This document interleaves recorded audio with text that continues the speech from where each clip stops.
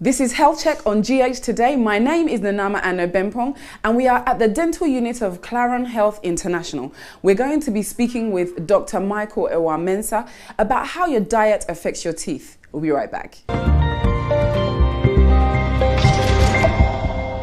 Dr. Michael Awua Mensah, you're welcome. Thank you very much. Okay, so today, as I said, we're speaking about how your diet can affect your teeth. Yes. But let's start with how important is oral health? Yes, what's the first thing you notice when you meet someone for the first time? If they are smiling your teeth. Yes, so the first thing you see is their smile, followed by their eyes, followed by their smell, as well as their hair. Okay. Yes, we realize that most Ghanaians, or the average Ghanaian, would only visit the dental clinic when he or she has excruciating pain. I'm using the word excruciating because most of us have very high threshold for pain.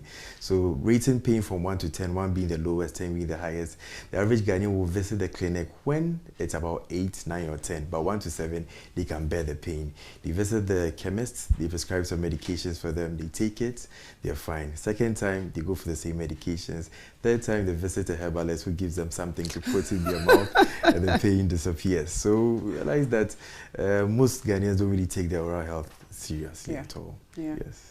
I think you've hit on something there, and I think that's possibly why oral disease may be a big thing in Ghana. Yes. Yes. Can you tell us a bit? Do you have any statistics to? Yes. According to the World Health Organization, WHO, oral diseases are the most common non-communicable diseases in the world. Yes. They affect us in so many ways. They cause pain, they cause disfigurement, they cause discomfort. In extreme cases, if the patient is immunocompromised, it can cause death. And one study... Wait. Wow, really? Yes. If you're immunocompromised, infection could cause death. Okay. Yes. Okay. And one study carried out in 2016 by the Global Burden Disease Survey in 2016 stated that oral diseases, in particular tooth decay, affected half of the world's population. That's about 3.58 billion people. Wow. Yes. Wow, that's really serious. In their lifetime, yes. So, okay, if that's the case, it affects so many people. That means that if it's half the world, then it would affect half of Ghana as well. Possibly. Something like that. So what are even more. What are the types of foods that we should or shouldn't eat that will affect our teeth? Okay, so certain processed foods, we term them refined sugars. They're one of the major culprits for tooth decay. Refined sugars such as? Carbonated drinks, for instance, could cause that. Snacks, chocolates, biscuits. The sugars are quite refined, and the bacteria in the mouth prefers those sugars over the natural sugars. It's able to break them down quickly to produce acids that damage the teeth. This one day I will not eat anything again. Okay, so we shouldn't take any, or we should take less. Take less. The frequency is important, and also the time at which you take such sugary meals. It's preferred you take them immediately after a main meal. At that point, there's adequate saliva in the mouth, and saliva has a role of protecting the teeth, buffering the acids in the mouth. So taking it in between meals, saliva is at its lowest concentration, and you don't have the full protection against those acids produced by the bacteria. So it's like if I've eaten, maybe I've had my banku and tilapia, I'm finished and I can take some toffee. Yes, or something like that. Immediately. Yes. Like immediate. Wow. Okay. Yes. Rules and regulations of teeth. You don't take it in between meals. At that point, saliva is at its lowest concentration. So you're not able to buffer or act on the acids produced by the bacteria. Okay. Yes. So I shouldn't eat sweets, biscuits, crisps. You could, but it should be after a meal. The time in which sweets after meals. Okay. So you told us about the things that we shouldn't, or the times in which we shouldn't eat certain foods like refined sugars. Yes, my favorite. So what type of foods would you say would be better for our teeth? You can replace these refined sugars with fruits. You know, certain fruits are quite sweet, mango, apple, grapes. They're very sweet, but the bacteria cannot break down those sugars. They prefer the processed ones. Okay, why is that? That's how the bacteria is actually made up. It's able to break down certain processed sugars like sucrose compared to other sugars that's found in fruits and vegetables. Okay. Yes. So fruits and vegetables. What about actual foods like obviously our diets in Ghana is mainly corn, millet, rice, and those kinds of food. So do those help us or not? Or what times of the day, like you mentioned earlier, should we be taking them? The fiber foods are actually good for the development of the jaw. Okay. So I would prefer that you take more of the fibers, more of the vegetables and the fruits, and less of the processed meals. So what about things like acidic fruits? Because a lot of people have tried to diet, in quotes, and that we've been told things like cider, apple cider, vinegar and things like that can cleanse and things. So sometimes I think then a lot of the time we are looking at our bodies and forgetting that it passes somewhere before it enters.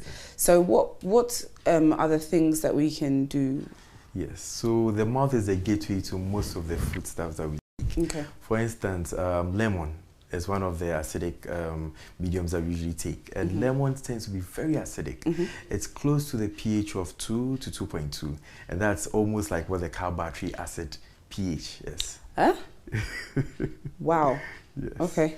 Yeah, so taking lemon juice, for instance, it's good, all right, but I prefer you use a straw. So it goes straight into your throat, but doesn't come in contact with your teeth. Because when it comes in contact with your teeth, it's able to degrade or erode the outer protective layer of your teeth.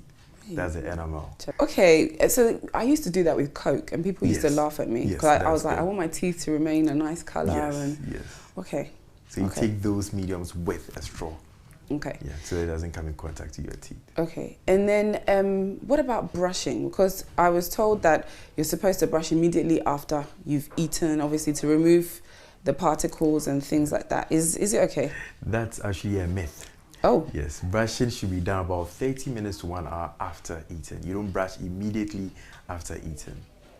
Okay. Yes. Yes, it's because there's something called an acidic challenge.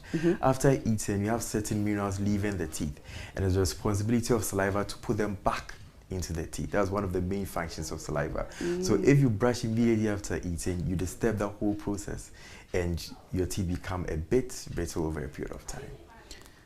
Wow, there's so much to think about. I mean, so what would you recommend for somebody who wants to get straight with their teeth? Maybe over a period of time they're feeling a lot of sensitivity and things such as that. What would you recommend? Like maybe if you say in the morning do this, in the afternoon do this, in the evening do this, that kind of process, so that the viewers can know what to do. Yes, so you should be brushing your teeth twice daily, at least twice daily, with a fluoride toothpaste. Fluoride, because fluoride is a naturally occurring mineral that it plays in toothpaste to help protect your teeth from tooth decay. So I advise that whenever you buy toothpaste, you check on the box, the ingredients section, and make sure there's fluoride inside. And you should be flossing your teeth at least once daily, because the bristles of your brush are able to get in between the tight spaces of your teeth. Hence, those areas need to be cleansed. So you should be flossing at least once daily. And does that matter if it's in the morning or in the evening? It could be at any time. Okay. And even after eating, if you feel you have food stuck in between your teeth, I prefer use a floss instead of a toothpick. Because with a toothpick, if you're not too careful, you may prick or injure your gums in the process and start bleeding. Okay. Yes. Okay. So then after that, after the brushing in the morning, and maybe if you decide to floss, then what again? And also swishing and swallowing. After having a meal, you can get a cup of water, use it to swish your mouth and then swallow. It will go a long way to help you. Also cutting down on the refined sugars. As I stated earlier, I can't overemphasize that. You should be doing that. The swishing and the swallowing, does that mean that the things, because I would think that you would have to spit it out rather. No. For instance, certain sticky foods like bread and pie, they tend to be sticky and they adhere onto the teeth surfaces very easily. So swishing your mouth helps the food to come off the surfaces of the teeth and you just swallow it. Doesn't really cause any problem. Yeah, well, I'll just... Anyway, okay. Yes, and then you should be seeing your dentist every 6 months for a routine checkup and also for cleaning. Okay. Yes. And then in the evening, before bed, obviously, like you said, we brush. And then is there anything else that we should also be doing? Yes, so when you brush, the technique is very important and the bristles of the brush is very important. Okay. Most Ghanaians feel that you only use a hard brush to take off stains from your teeth, and that's wrong. There are so many hard bristled toothbrushes on the market, and we should not be using the hard brushes. You should be using a soft or a medium bristle toothbrush. Okay. Yes, the hard brush is not advisable. Also, the technique used to brush your teeth is very important. And you should also brush your tongue all the time. Yes, the tongue brushing is it's a big thing. Okay, with the brushing, it's best you angle the toothbrush at 45 degrees to the gum line, and you brush in circles. Okay. That's the best way to brush, in circles. Okay. Is that so that it lifts up? Yes. Okay. Yes. When you open your mouth, the insides of your teeth are very, very important. Most people ignore those areas. Okay. In those areas, you're supposed to sweep up to take off some of the deposits there. Okay. You do that for the top teeth too as well. Okay. Yes, and then the surfaces used to chew on food too is equally important. You brush on those surfaces. Okay. You brush on these surfaces as well. And last but not the least, the tongue. The tongue is very important. But with the tongue, you take the brush to the back and you keep pushing forwards to push the bacteria and germs out. And there are certain toothbrushes that have these dots at the back, what we've noticed. Yeah. Yes, they're also for the tongue. Okay. So when you're done brushing this way, you turn it and also use it on the tongue. Okay. If you're the type who usually has coatings on the tongue, after brushing the tongue, you use this called the tongue scraper to scrape off the coatings off your tongue. Is this yours? No. Okay. They're just samples. Okay. Yes. Okay. And you should be flossing at least once daily. I also demonstrate the flossing. Okay. So the flossing, there are actually two types. Okay. There's the one in the box and there's this one called the floss pick. So the one in the box, you open it, you pull out a long thread, you tear it against the metal here, you wrap it around your fingers and you go in between your teeth. Okay. And with this, it's already on a handle. So you can use any of them depending on your manual dexterity. So for instance, in case you're flossing between these two teeth here, you don't just go in straight with the floss and come out. If you do that, you may injure your gums and start bleeding. So you first go at an angle targeting this tooth. You go towards it like this, a little bit beneath the gum line. Okay. You wrap the floss against the surface of the tooth there, and then you drag it out. You go in between the same space, but now targeting this tooth. You go towards it like this, a little bit beneath the gum line. You wrap the floss against the surface of the tooth there, and then you drag it out. So you're actually cleaning the surfaces in between the teeth. Okay. Yes, so you shouldn't go straight. If you go straight, you may end up hitting the gums and you start bleeding. That's why people complain that when they floss, they bleed. And brushing your teeth and tongue should take you 2 minutes to 3 minutes to brush. Some people take 10 seconds, you're late for work, they do a quick maneuver. Mercy, Lord. Others will take as long as 10, 15, 20 minutes. If you're 2 houses away, you may think they're scrubbing their bathroom terrazzo. That's also terrible. So you take adequately 2 minutes to 3 minutes should be fine. This 1-2 timer. Yes. I see. Okay. Okay. So what about the gum? Yes. Because like you were mentioning about the bleeding of the gum sometimes, sometimes it gets some sensitivity in the gum and things like that. So how can we avoid that? Okay. One of the major causes of bleeding gums is what we refer to as plaque. Okay. Yes, so plaque is a sticky film of germs or bacteria that form on the teeth when the brushing is inadequate in some areas. The oral hygiene is not to its optimal level. When it stays there for long, it becomes extremely hard. When it's hard, the British call it calculus, the Americans call it tartar. And at that point, when it's hard, you try using your toothbrush to take it off, it's not able to go. Yes, and this same plaque and calculus irritates the gums. So that irritation causes some parts of the gums to get mildly swollen. So you're brushing your teeth and the bristles touch the gums. That's what causes the gums to bleed. So least trauma to the gums causes the gums to bleed because they are being irritated by the plaque deposits and the calculus deposits in the mouth. So with the plaque calculus deposits, how do we avoid? Is it just literally as you were showing us with the brushing of the teeth and the flossing that will stop that? Or? Okay, so with plaque is in its soft nature. With plaque, you can use your toothbrush to take it off, but once it becomes calculus or tartar, you need to see your dentist and have routine cleaning done to take off those deposits. Okay. So tooth decay, what exactly is that? Does that mean that your teeth are falling out or it's gone green or black or something? Okay, so tooth decay, as we scientifically term dental caries, it's a reversible process whereby the bacteria in our mouth feeds on processed sugars to produce acids, and these acids damage the hard layers of the teeth. That's the enamel and the dentine, and as the process continues, that's when you start to feel pain. It starts as sensitivity, moves to pain. It becomes pain that you cannot bear. You're not able to sleep at night, and also you can't even chew in that area. Yeah, so tooth decay is more or less a reversible process because of such such bacteria breaking down the sugars in your mouth. Okay, and how can you see if one has tooth decay? Okay, Or the tooth decay signs? is mainly diagnosed by the dental surgeon, a trained dental professional.